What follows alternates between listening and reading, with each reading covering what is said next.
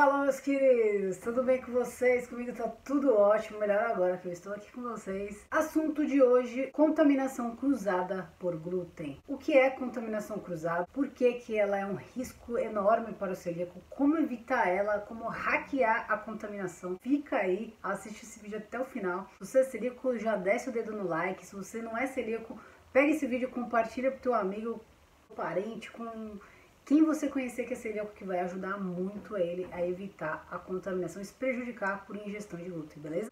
O termo contaminação cruzada por glúten, ele deriva do termo contaminação cruzada por bactérias. Por exemplo, eu estou manipulando ali uma carne crua, né? Eu passei uma faca, cortei a carne. Aí eu peguei essa faca e já passei uma pasta de alho no pão. Então, o que aconteceu? Eu transferi as bactérias para aquele pão e eu consumi aquele pão. Então, o que eu teria que fazer?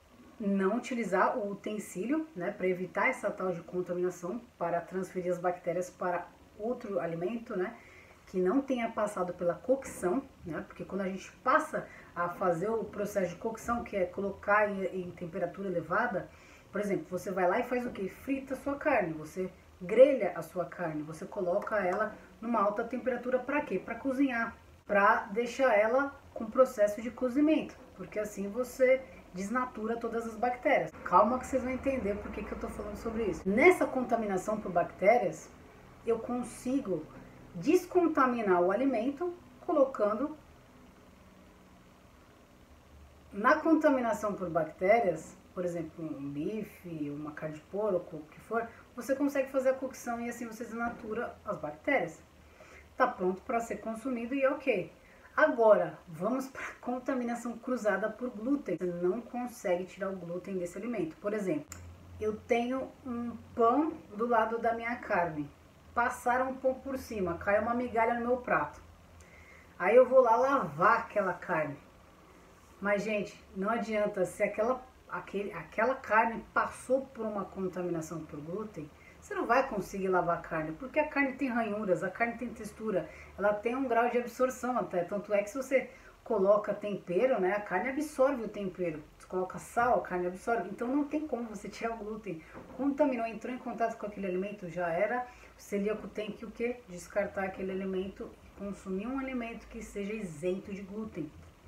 Tá? Então essa é a grande diferença da contaminação por glúten e da contaminação por bactérias, né? O termo deriva das bactérias, mas não é de mesma referência, não é equivalente o processo dos dois, tá? Então no glúten a gente consegue descontaminar o quê? Bancadas, utensílios que você vai utilizar para manipular o seu alimento para ele não estar com glúten. Você vai fazer o que? Você já vai utilizar um utensílio que não esteja contaminado. Você consegue higienizar uma bancada antes de fazer uso. Você consegue tirar o glúten de superfícies, de alguns objetos, porque também eu já comentei isso no vídeo de cozinha compartilhada, que tem recipientes de plástico que eles geram ranhuras. Nessas ranhuras pode conter microscopicamente contaminação cruzada por glúten. Então, assim, tem coisas que você tem que ter separado para você. A gente vai falar disso mais tarde. Mas só para vocês entenderem esse comparativo e não fazer confusão, porque eu já vi muita gente falando assim: ah, isso aqui não tem glúten não, já levei pro forno, já acabou tudo. Achando que pode o que, matar o glúten, assassinar, bom seria, né? Que a gente já dava uma na cara dele, né? Mas não tem como. Uma vez com glúten, o alimento, glúten para sempre, começa o grande drama da vida do celíaco, né? Porque essas partículas muitas vezes invisíveis, que a gente não viu o que passou, o que aconteceu de fato, mas elas estão instaladas ali de forma oculta e fazem um grande mal para a nossa saúde quando a gente passa a fazer a ingestão dessas partículas microscópicas, micropartículas, nanopartículas, enfim, o que for. Elas existem e nos causam um grande mal. É a famosa contaminação cruzada por glúten. Ela é um pouco inferior à contaminação extrema de glúten, que é o que? Você comer na abundância, lá, pegar um pão francês e falar, vou comer mesmo que se dane. E comer ali, comer um pão cheio de farinha de trigo, ou comer um McDonald's cheio de glúten. Não significa que porque ela é menos, que ela é em menor quantidade, que as consequências delas também vão ser em menor grau. Porque na verdade não importa, é igual aquela coisa, né? Não existe traiçãozinha e traiçãozona. Ou você trai ou você não trai. O glúten no organismo do celíaco funciona da mesma forma. Ou você tem ingestão de glúten ou você não tem. E a partir do momento que você ingere, independentemente do tamanho da partícula de glúten, você está desencadeando um processo inflamatório autoimune. Então, o que é esse processo autoimune? Então, o próprio corpo ele gera antígenos e esses antígenos, esses anticorpos, eles vão destruir as próprias células do corpo. Então, é como se um time tivesse contra o mesmo time e aí todo mundo sai perdendo. A doença celíaca, ela é uma doença que não tem cura, né? A cura é pela dieta, por isso que a gente fala tanto em contaminação cruzada, porque a gente tem que evitar a todo custo, né, a ingestão do glúten, igual eu falei, independente do tamanho da partícula, como ela seja a manifestação do glúten, temos que evitar, porque ele pode acarretar doenças muito pesadas, como o câncer, o linfoma. Assim, uma doença autoimune pode vir acompanhada de outra, principalmente assim, na doença celíaca, se você não tem o controle, né, da doença, ela pode vir a desencadear outras, ou ela pode vir acompanhada de outras, ou quem tem doença autoimune e não tem doença celíaca pode sim passar a desenvolver a doença celíaca e passar a ser celíaco também. Então a doença celíaca ela não tem idade para acontecer. Uma pessoa pode nascer celíaca, uma pessoa pode desenvolver na infância, uma pessoa pode desenvolver na fase adulta. E se ela desenvolve na infância, ela pode ter dificuldade até de crescimento. Sim, pode estagnar na altura. E por isso que é tão importante, né, a gente disseminar o conhecimento da doença. Porque hoje em dia a gente acha que tem muitas pessoas celíacas que está aumentando o número, mas não, gente. O conhecimento está sendo disseminado. Então, quanto maior o conhecimento, mais as pessoas têm consciência do que está acontecendo no tempo delas e vão atrás, ver o que realmente de fato está acontecendo. E nunca ninguém sabia o que era. Às vezes passava a vida inteira sem qualidade de vida, mas assim, ele não sabia o que era e aceitava aquilo. E ainda a gente tem outro porém, que tem os celíacos que são assintomáticos. Já falei isso em outro vídeo também, se você não assistiu, dá uma pesquisadinha aqui no meu canal, na playlist. E assim, quem é assintomático, não tem sintoma nenhum, então acho que tá tudo bem, mas de repente ele tem a predisposição genética e o estilo de vida que ele tá levando, tudo mais, ele tá levando numa boa, quando é jovem, tá tudo, e chega na velhice, chega na idade mais avançada, ele começa a ter uma série de problemas. Então é justamente por isso, né? O controle do celíaco tem que estar totalmente, ele tem que estar no estado de vigilância, com a dieta, com a ingestão, com o que tá rolando ali, com a segurança que ele tem em torno de quando ele for se alimentar. Ele tem que estar ligeiro, já tem que estar com a munição, porque o soldado, gente, eu sempre falo isso, um soldado nunca vai pra guerra sem munição, né? Senão ele vai tomar bala, né? E vence quem tem bala na agulha. Vamos falar de todos os riscos aí da contaminação e como a gente pode evitar ela na nossa vida. Tem que estar no estado de vigilância, tem que estar prestando atenção em tudo, já tem tudo em mãos, né? Pra não passar fome, não comer qualquer porcaria e depois ficar...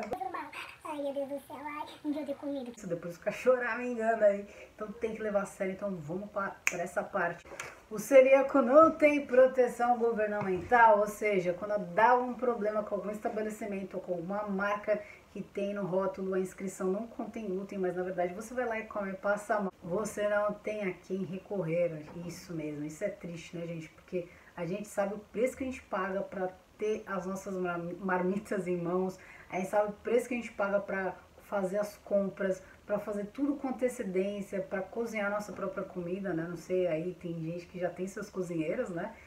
Mas então, no meu caso aqui, eu faço a minha própria refeição com todo cuidado, a compra dos ingredientes, enfim, tudo a gente toma o mínimo cuidado para que alguém venha e faça essa pegadinha com a gente. É dureza. Ainda não existe uma fiscalização adequada para o não contém glúten nos estabelecimentos, né? Restaurantes, enfim, todo comércio que envolve a parte alimentar, né? Então é complicado, porque a maioria dos estabelecimentos se dizem não ter glúten, mas aí você vai conversar e perguntar, para celíaco? Não, se você tem problema de doença celíaca, você não pode. Então por que você coloca que não tem glúten? É mais fácil falar que tem, né? Se tem alguma partícula, algum risco de contaminação, significa o quê? Que tem glúten, né? Então não faz sentido.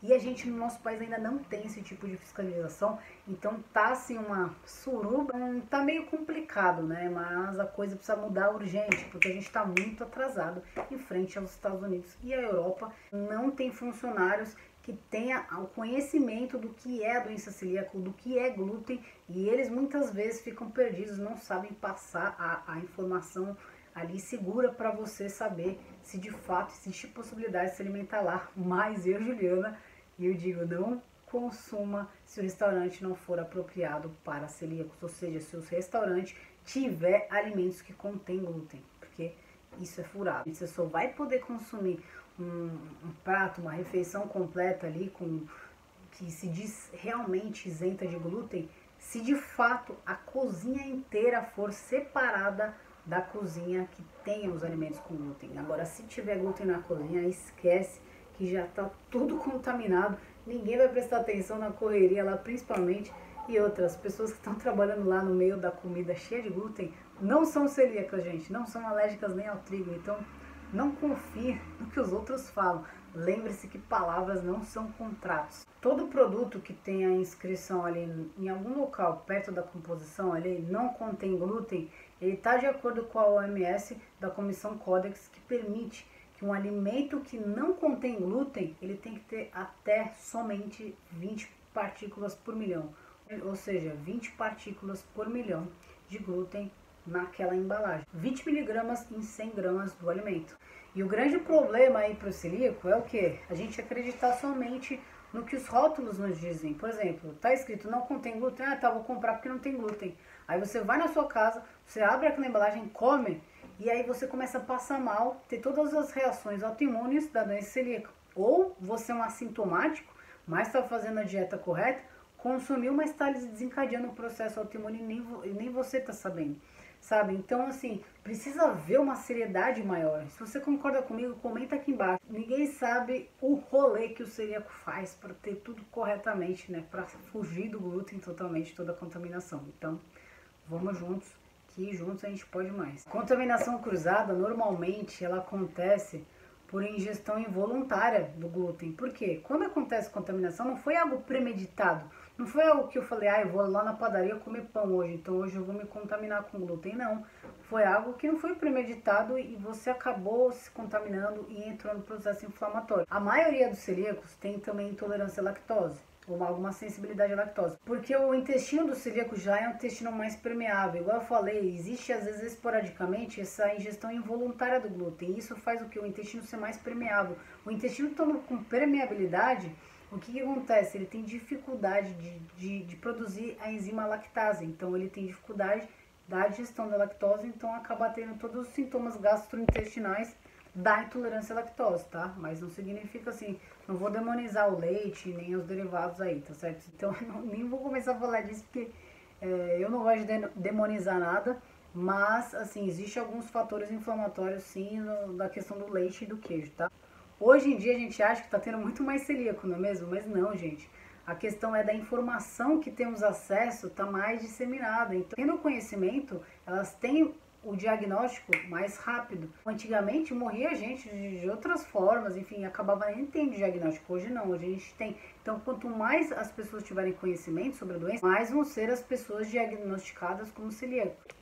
E uma coisa que todo mundo me perguntou também, então vamos esclarecer, sobre emagrecimento, né? Eu não consigo ganhar peso, que eu sou celíaco, eu tô fazendo a dieta, mas eu não consigo ganhar peso. Primeiro, tem que ver se você não tem alguma manifestação mesmo de contaminação cruzada, que às vezes pode estar oculta. Igual eu conversei com uma menina no Instagram e ela falou que ela comprava no granel. Eu perguntei pra ela, você compra a granel? Ela compra.